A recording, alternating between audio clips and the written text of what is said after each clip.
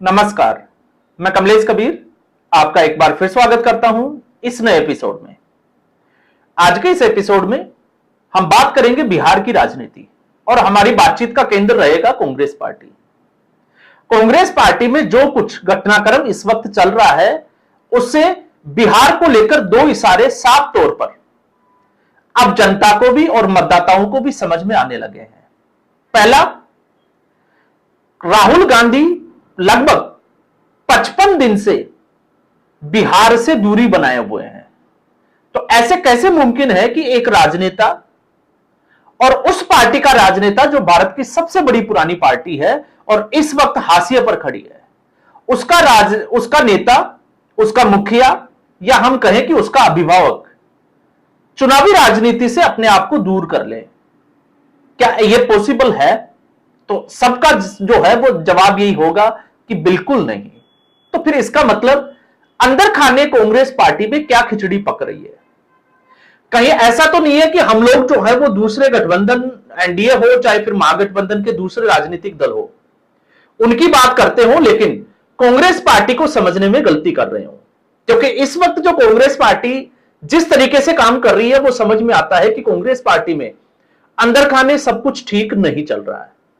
दो कारणों की इस पूरे वीडियो में हम समीक्षा करेंगे। पहला, जब हम राहुल गांधी के पूरे इस वोटर अधिकार यात्रा के बाद में जो भी घटनाक्रम हुए उसके ऊपर नजर डालते हैं तो एक चीज समझ में आती है कि राहुल गांधी को और कांग्रेस पार्टी को इंटरनल सर्वे से यह जरूर पता है कि इस बार महागठबंधन की हालत बिहार में बिल्कुल खराब है।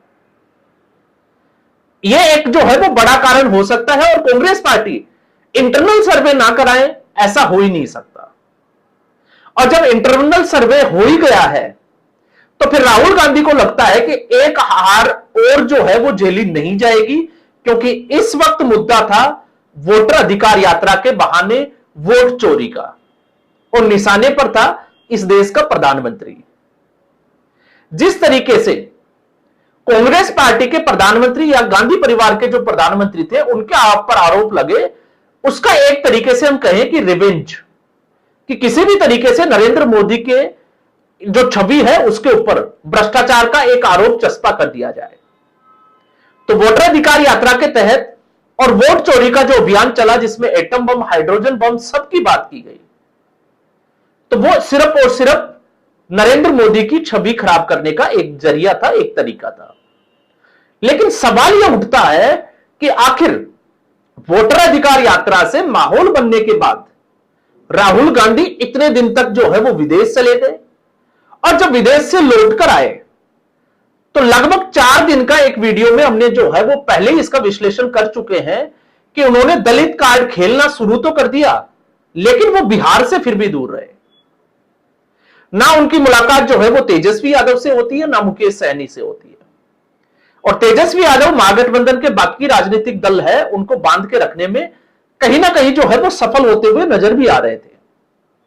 और फिर उसके बाद में आईपीएस पूरण सिंह के घर, क्योंकि वहां पर एक दलित कार्ड खेलना था, लेकिन वो चाल उल्टी पड़ जाती है क्योंकि उस एएसआई ने जो है वो कच्चे धागे खोल दिए एक ऐसे दलित की जिसकी करोड़ों की जो है वो बेनामी संपत्ति। और फिर उसके बाद में राहुल गांधी चले जाते हैं चंडीगढ़ से सीधा शिमला। अगले दिन शाम को वो 5 बजे दिल्ली लौटते हैं। फिर अगले दिन पूरे दिन वो दिल्ली में रहते हैं लेकिन किसी से कोई मुलाकात नहीं होती, जबकि ये वो समय था जिसको हम कहते हैं क्रूशियल समय। ना सीट शेयरिंग, ना सीटों का बंटवारा हो रहा था, ना प्रत्याशियों के नाम जो है वो कांग्रेस पार्टी और महागठबंधन में फाइनल हो पा रहे थे, लेकिन राहुल गांधी चुपचाप बैठे थे। अब राजनीतिक विश्लेषक जो है वो इसको राहुल गांधी की चाल भले ही कह सकते हैं, लेकिन मुझे लगता है कि इसमें राहुल गांधी की चाल नहीं है, इसमें कुछ और चीजें जो है वो आना बाकी है। तो राहुल गांधी उसके बाद में आपने देखा रायबरेली चले जाते हैं हरिओम के घर पर, फिर उसके बाद में जुबिन गर्ग के। तो आप सोचकर देखिए कि एक नेता के लिए बिहार का चुनाव इंपॉर्टेंट है या फिर ये यात्राएं इंपॉर्टेंट है। ऐसे में जब उसका गठबंधन जो है वो फंसा हुआ हो तो यहां पर राहुल गांधी उस हार से बचने के लिए एक नया तरीका जो है वो पहले से ही खोजा जा रहा है, और वो है कि जब 14 नवंबर का समय आएगा तो फिर यह ठीकरा जो है वो चुनाव आयोग के ऊपर फोड़ दिया जाएगा। क्योंकि राहुल गांधी अपने ऊपर जो है वो इस हार की जिम्मेवारी नहीं लेंगे। अब हम आते हैं दूसरे विश्लेषण पे। दूसरा विश्लेषण यह कहता है कि कहीं कांग्रेस पार्टी ही आपसी गुटबाजी की वजह से वहां तो आकर खड़ी नहीं हो गई जहां पर उसको नहीं आना चाहिए था।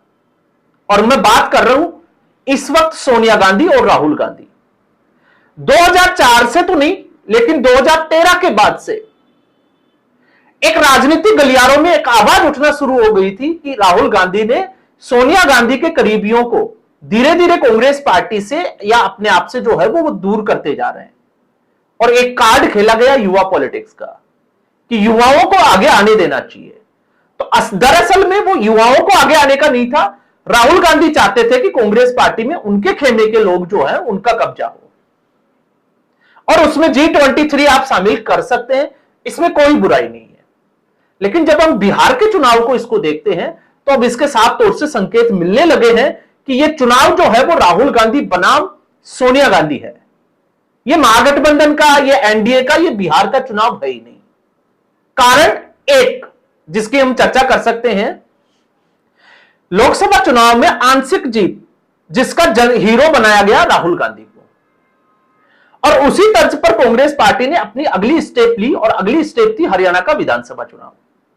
तो हरियाणा का विधानसभा चुनाव में राहुल गांधी ने यह जिम्मेवारी दी अपने ही लोगों को, खुद अमेरिका चले गए, जिसमें आप भूपेंद्र हुड्डा को शामिल ना करें तो ज्यादा सही होगा, क्योंकि भूपेंद्र हुड्डा को कमान इसलिए दी गई थी, दीपेंद्र हुड्डा राहुल गांधी के करीबी हैं। तो दीपेंद्र हुड्डा, केसी वेणुगोपाल, रणदीप सुरजेवाला जो सोनिया गांधी का करीबी है, आपको यह समझना पड़ेगा। इसलिए आपने देखा कि कुमारी सैलजा और रणदीप सुरजेवाला को उस खेल से दूर रखा गया। और फिर उसके बाद में जो खेल चला, उस खेल का परिणाम यह हुआ कि केसी वेणुगोपाल के ऊपर आरोप लगे टिकट बेचने के लिए, सीनियर नेताओं की अनदेखी करने के लिए। और उसका नुकसान हमने देखा भी कि भारतीय जनता पार्टी अपने बागी नेताओं को मनाने में कामयाब हुई, लेकिन कांग्रेस पार्टी नहीं हो पाई। और केसी वेणुगोपाल पर तो यहां तक आरोप लगे कि उन्होंने अपनी महिला मित्रों को टिकट बांटे। अब आते हैं रणदीप सुरजेवाला। रणदीप सुरजेवाला को याद करिए, एक ट्वीट किया था इस्तीफे की पेशकश करते हुए कि मैं इस्तीफा देने के लिए तैयार हूं, लेकिन उन लोगों से भी इस्तीफा लिया जाए। और वो कौन से लोग थे? अजय माकन और केसी वेणुगोपाल, जो उदयपुर के मंथन शिविर जो था उसमें तय हुआ था कि इनकी जो कार्यशैली है वो किस तरीके से होगी। और यहां पर जो है वो क्वेश्चन मार्क लगा दिया था। और फिर यह सिलसिला जो है वो धीरे धीरे आगे बढ़ता रहा। लेकिन इस बिहार चुनाव में कांग्रेस पार्टी का पहला महासचिव जो तनख्वाह लेता है, कृष्णा अल्लावरू, अखिलेश प्रसाद सिंह, जो इस आरजेडी और कांग्रेस पार्टी का जो गठबंधन था उसके बीच की कड़ी हुआ करते थे, उनको साइड किया गया और कृष्णा अल्लावरू को बिहार की जो है वो जिम्मेवारी दी गई। कृष्णा अल्लावरू राहुल गांधी गुट के हैं, राहुल गांधी के बिल्कुल करीबी माने जाते हैं। तो कृष्णा अल्लावरू ने वही किया जो कांग्रेस पार्टी में राहुल गांधी की जो शैली थी। और नतीजतन क्या हुआ, आप सोचकर देखिए कि कृष्णा अल्लावरू गए तो थे संगठन को मजबूत करने के लिए, लेकिन कांग्रेस पार्टी उससे कमजोर हुई, सीनियर नेताओं की अनदेखी की गई। और फिर उसका जो परिणाम आया वो पटना एयरपोर्ट के ऊपर राजेश राम और कृष्णा अल्लावरू जूते खाते खाते जो है वो बच के निकल जाते हैं, और मनीष यादव की जो है वो वहां पर एक छात्र नेता जिसकी पिटाई हो जाती है।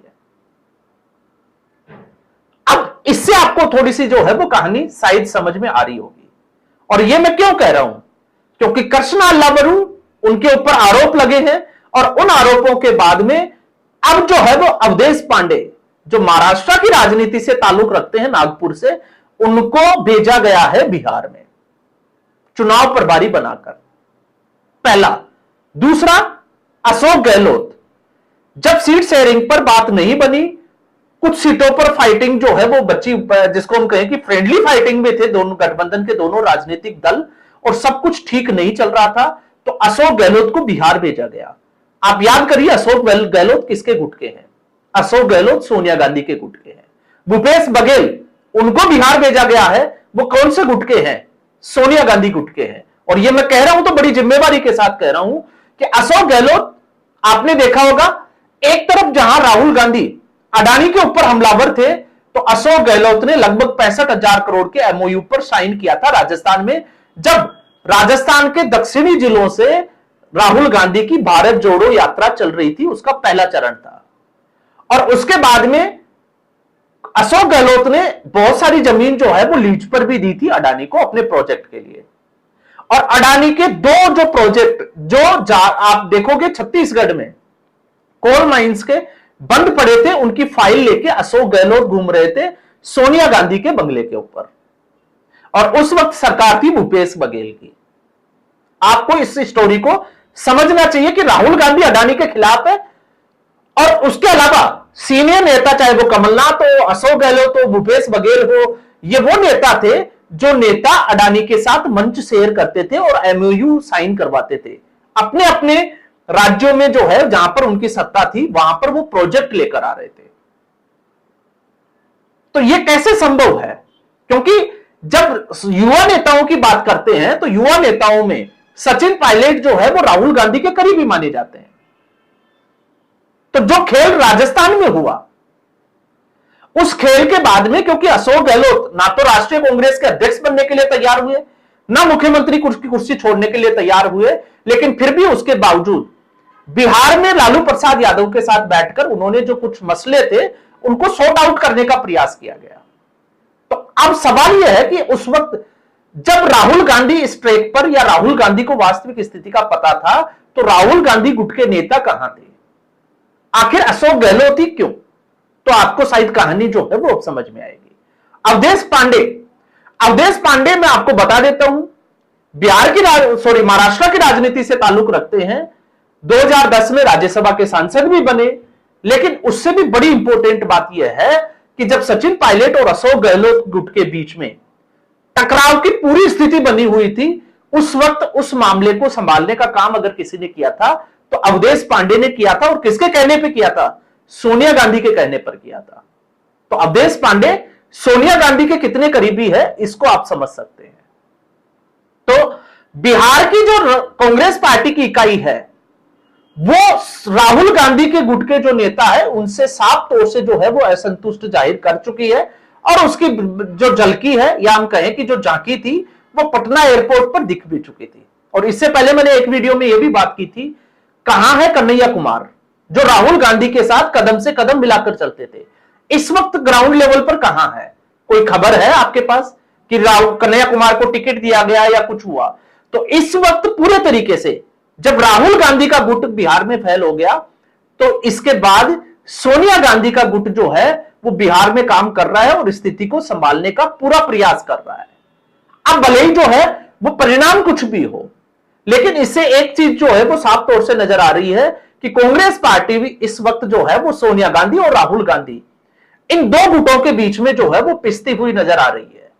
और किसका वर्चस्व होगा वो आप समझ सकते हैं कि फिलहाल जो है वो राहुल गांधी बैक स्टेप पे है, कदम जो है वो वापस खींचे हुए हैं, क्योंकि उनका विजन जो है वो बिहार का चुनाव था ही नहीं। इसकी हमने बहुत बार चर्चा की, उनका सिर्फ एक ही विजन था और वो था 2029 का लोकसभा चुनाव। तो आज के एपिसोड में बस इतना ही। उम्मीद करूंगा वीडियो एपिसोड आपको पसंद आया होगा। वीडियो को लाइक करें, शेयर करें, चैनल जरूर सब्सक्राइब करें। धन्यवाद।